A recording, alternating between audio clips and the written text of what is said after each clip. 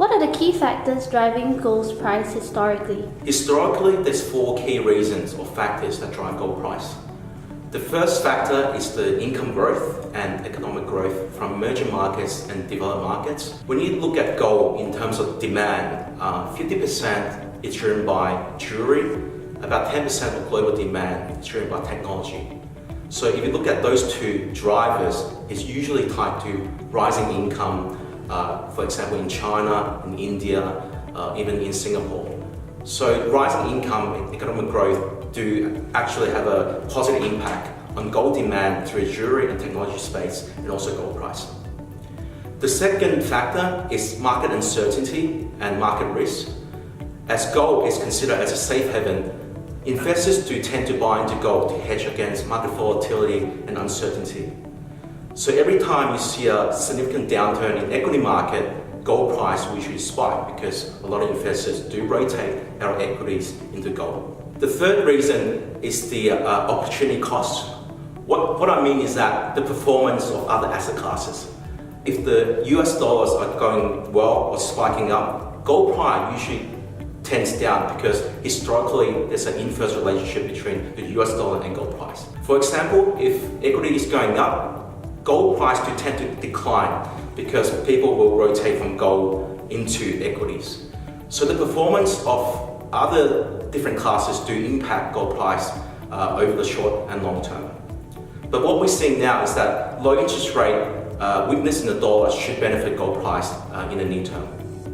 And the fourth reason is the investor positioning and momentum. As all investors know, gold doesn't pay a yield, there's no interest rate. So gold is like a commodity and currency. And a lot of investors do buy into gold based on momentum trading, like copper or silver, etc. So investor positioning is actually quite important to push up the gold price in the short term and long term. And what we're seeing right now is investor positioning are quite healthy through the ETF space, through the future space, and even central banks are buying a lot of gold. For example, China and Russia, they are buying a lot of gold to diversify away from the US dollar, from the equity market risk.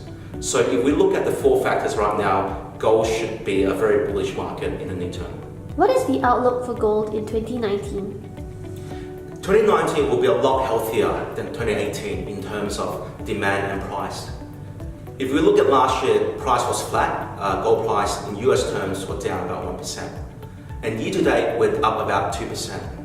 But what's significant right now is the demand is actually quite healthy relative to last year. If we look at the four sectors, we talk about jewelry, investment, central banks, and technology. What's encouraging right now is a lot of investors, they are buying into the ETF space to get exposure into gold to potentially hedge against potential downturn in the equity market. As I mentioned before, central banks have been aggressive buy in gold. For example, China bought gold for the 4 months in a row to increase the reserves into gold.